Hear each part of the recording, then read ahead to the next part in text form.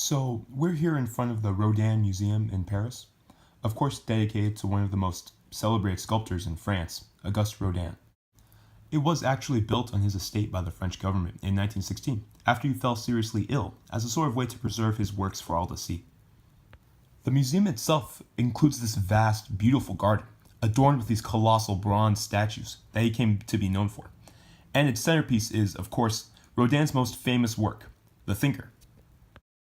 Now, it's easy to see why people fall in love with this piece so easily. Rodin is recognized for his ability to reveal through the body his figure's thoughts and emotions, and The Thinker is such a prime example of this. And despite being completely still and pensive, no muscles are wasted to express this figure's stoic and intellectual orientation.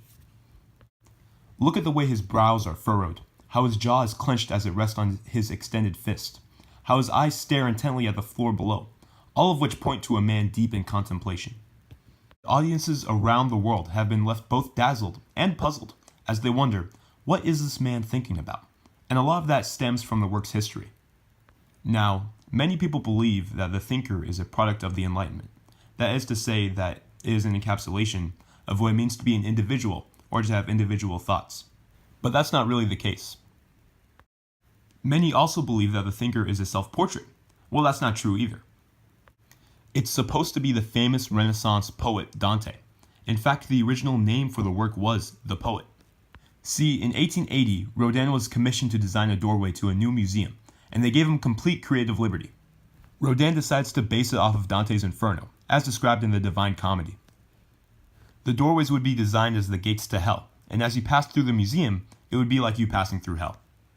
The poet would be sitting right on top of the gates, looking down on all those who entered, casting judgment, while simultaneously contemplating his own fate. Now, this museum was never made, so Rodin was left to his own devices, and he decides to finish the doorway anyways. But it was taking him far too long to finish it. I mean, it is, after all, a monumental work, and he was beginning to fear that it would never be completed. He felt it a shame if his sculpture of Dante would never be seen by the public, so he decides to turn the sculpture into a standalone piece, which he finishes in 1888. The one we all know and love, the colossal 6 feet version, was made in 1904 and was unveiled at an annual French art commission, where it stole the show, solidifying itself as a national treasure.